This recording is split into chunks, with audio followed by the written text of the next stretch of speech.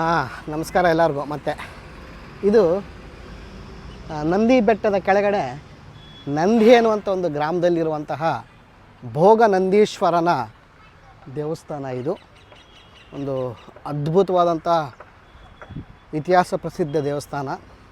ತುಂಬ ಚೆನ್ನಾಗಿ ಇದೆ. ಇಲ್ಲಿ ನೋಡಿ, ಆವರಣವೇ ಎಷ್ಟು ವಿಶಾಲವಾಗಿದೆ. ಇದು ದೇವಸ್ಥಾನ ಅಂದರೆ ಸಖತ್ತಾಗಿದೆ.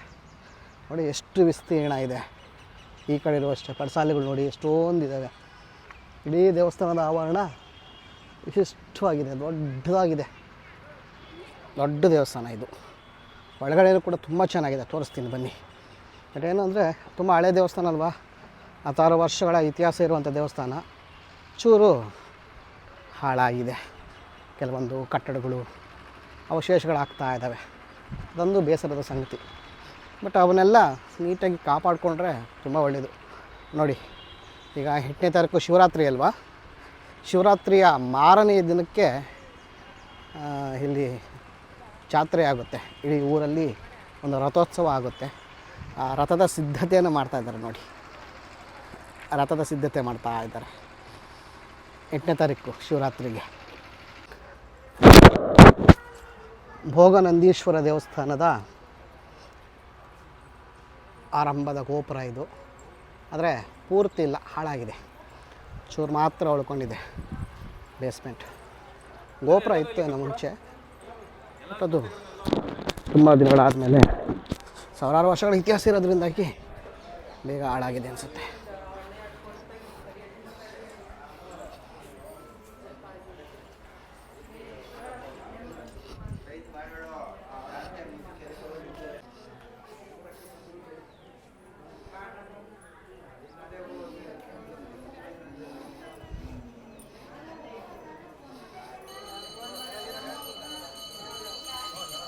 ದೇವಸ್ಥಾನದ ಆವರಣ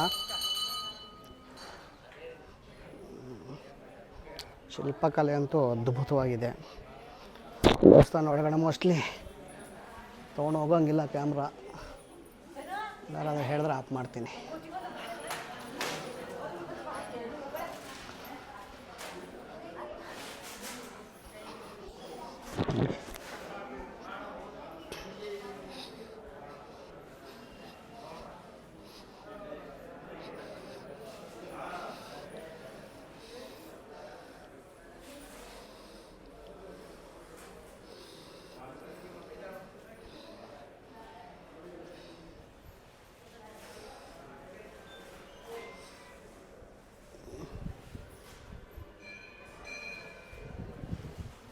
ಕಲ್ಲಿನ ಕೆತ್ತನೆಗಳು ನೋಡಿ, ತುಂಬ ಚೆನ್ನಾಗಿದೆ.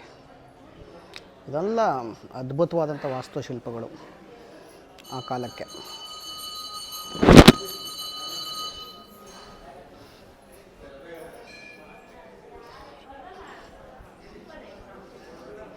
ಯಾರ್ದೋ ಮದುವೆ ನಡೀತಾ ಇದೆ ಅನಿಸುತ್ತೆ.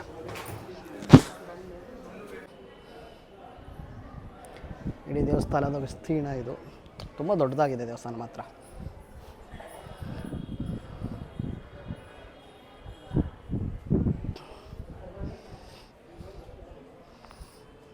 ನೋಡಿ ಎಷ್ಟು ದೊಡ್ಡದಾಗಿದೆ. ಆಮೇಲೆ ತೋರಿಸೋಣ ಆಚೆ ಕಡೆ.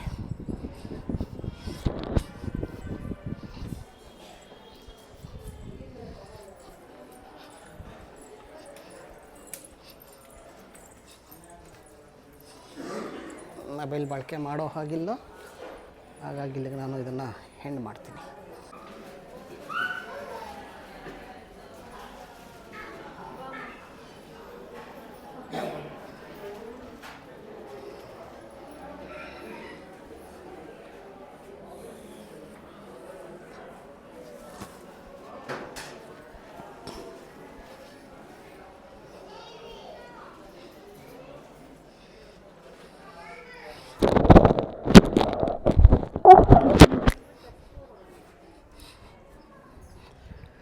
ಅದ್ಭುತವಾದಂಥ ದೇವಸ್ಥಾನ ನೋಡಿ. ಇದು ತುಂಬ ಹಳೆಯ ದೇವಸ್ಥಾನ, ಪುರಾತನವಾದಂಥ ದೇವಸ್ಥಾನ.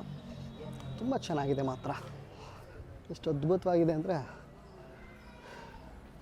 ನೋಡಿ, ಪ್ರತಿಯೊಂದು ಕಡೆಯೂ ಸುತ್ತಲೂ ಕೋಟೆ ಥರ ಆಲಯ ನಿರ್ಮಾಣ ಮಾಡಿದ್ದಾರೆ.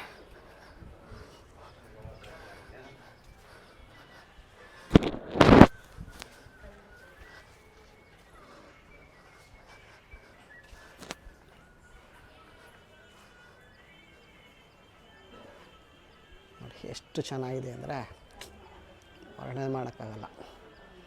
ಅದ್ಭುತವಾದ ದೇವಾಲಯ ಇದು ನಮ್ಮದು.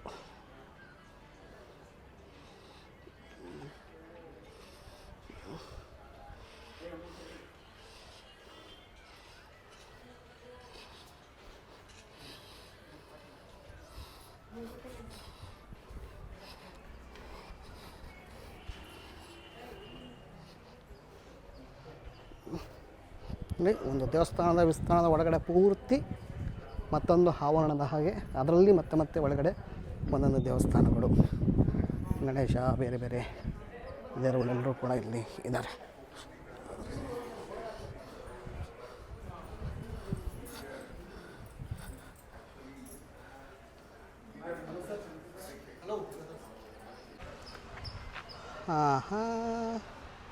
ಇಲ್ಲಿ ಮತ್ತೆ ಹೊರಗಡೆ ಇರುವಂಥ ಮಂಟಪ ಅನಿಸುತ್ತೆ. ಇದು ಹಾಳಾಗಿದೆ. ಇನ್ನೊಂದು ರಥ, ಹಳೆಯದು ಮರದ ರಥ ನೋಡಿ, ಇದು ಹಾಳಾಗಿದೆ. ಅಂದರೆ ತುಂಬ ಹತ್ತಾರು ಅಂದರೆ ತಪ್ಪಾಗುತ್ತೆ, 100 ವರ್ಷಗಳ ಹಳೆಯ ವಸ್ತುಗಳಿವೆಲ್ಲ. ತುಂಬಾ ವರ್ಷ ಬಾಳಿಕೆ ಬಂದಿದ್ದಾವೆ, ಆದರೂ ಕೂಡ ಈಗೆಲ್ಲ ಶಿಥಿಲಾವಸ್ಥೆಗೆ ಬಂದಿದ್ದಾವೆ. ದೇವಸ್ಥಾನ ಅಂತೂ ತುಂಬ ಚೆನ್ನಾಗಿದೆ, ಎಲ್ಲ ಕಡೆ ನೀಟಾಗಿದೆ. ಆ್ಯಂಡ್ ಅದು ತುಂಬ ಖುಷಿ ಕೊಡೋ ವಿಚಾರ. ಅಲ್ಲಿ ಬಯಲು ಇದೆ, ಗಾರ್ಡನ್ ಮಾಡಿದ್ದಾರೆ, ಎಷ್ಟು ಚೆನ್ನಾಗಿದೆ ಅಂದರೆ ಇಲ್ಲಿ ಕುತ್ಕೊಂಡು ಆರಾಮಾಗಿ ಬರ್ತ್ ಕೆಳಗಡೆ ರೆಸ್ಟ್ ಮಾಡ್ಬೋದು. ಒಂದೊಂಥರು ಸುಸ್ತಾದಾಗ ರಿಲ್ಯಾಕ್ಸ್ ಆಗಿ ಓಡಾಡ್ಕೊಂಡು ಹೋಗ್ಬೋದು.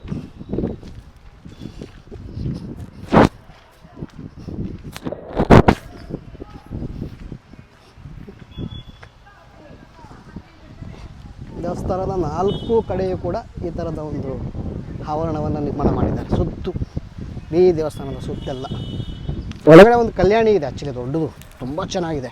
ಆದರೆ ಅಲ್ಲಿ ಗೇಟ್ ಕ್ಲೋಸ್ ಮಾಡಿದ್ದಾರೆ, ಒಳಗಡೆ ಯಾರನ್ನೂ ಬಿಡ್ತಿಲ್ಲ, ನೋಡೋಕ್ಕೆ ಬಿಡ್ತಿಲ್ಲ, ಅಷ್ಟೇ ಬಿಡ್ತಾಯಿದ್ರು. ಇಲ್ಲೊಂದು ಚಿಕ್ಕದು ಕಲ್ಯಾಣಿ ಇದೆ, ತೋರಿಸ್ತೀನಿ ನಿಮಗೆ.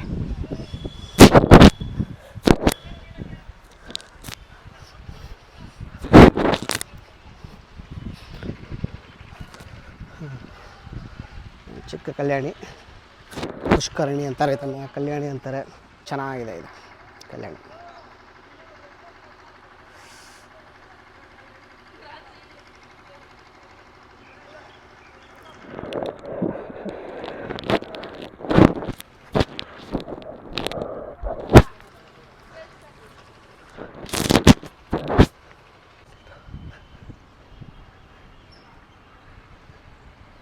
ತುಂಬ ಚೆನ್ನಾಗಿದೆ. ಬಯಲು ಎಷ್ಟು ಚೆನ್ನಾಗಿದೆ ಅಂದರೆ ಆರಾಮಾಗಿ ಎಂಜಾಯ್ ಮಾಡ್ಬೋದು, ಕೂತ್ಕೊಂಡು ಇಲ್ಲಿ ರೆಸ್ಟ್ ಮಾಡ್ಬೋದು. ದೇವಸ್ಥಾನ ದರ್ಶನ ಆದಮೇಲೆ ನೋಡಿ, ಆಗಲೇ ಶಿವಂದು ವಿಗ್ರಹ ತೋರಿಸ್ನಲ್ಲ, ಎಷ್ಟು ಚೆನ್ನಾಗಿದೆ ನೋಡಿ, ಸೂಪರಾಗಿದೆ.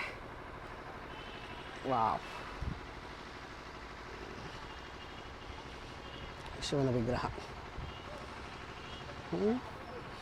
ಇಡೀ ದೇವಸ್ಥಾನ ಅಂತೂ ಪುರಾತನ ದೇವಸ್ಥಾನ ಆಗಿರೋದ್ರಿಂದಾಗಿ ಒಂದು ಅದ್ಭುತವಾದಂಥ ಇತಿಹಾಸ ಇದೆ. ಇದಕ್ಕೆ ಹಳೆಯ ಚರಿತ್ರೆ ಇದೆ. ಇಂತಿಷ್ಟು ಶಿವನ ದೇವಸ್ಥಾನ.